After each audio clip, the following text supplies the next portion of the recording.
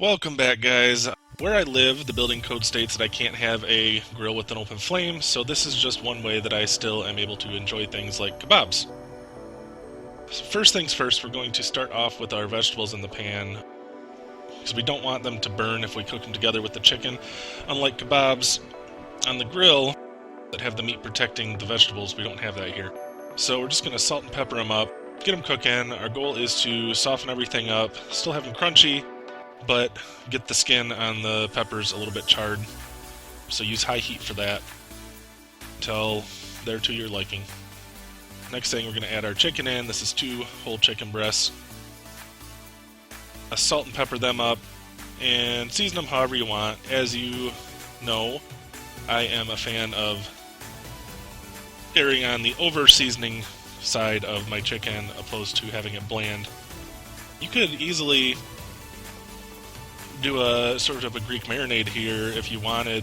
That would be awesome. Olive oil, lemon, oregano, garlic, things like that. I just added garlic powder, paprika, salt, pepper, the usual suspects. And again, we just want it to get some of the crispy bits on the outside. So do medium-high heat on the chicken.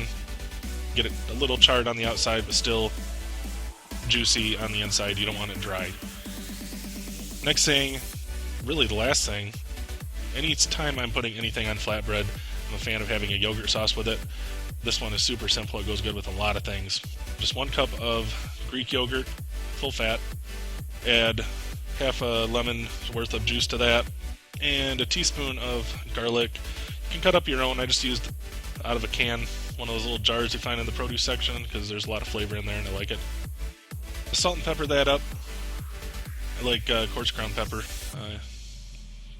just my preference there, and then a couple teaspoons or tablespoons, or however much you want really, of fresh parsley. Mix that up, and like I said, just keep some in your fridge. It goes good on a lot of things. And that's pretty much it. Just put it on your flatbread of your choice. I use Naan here. It goes good with pita bread and pita pockets, some tomatoes on it, and enjoy.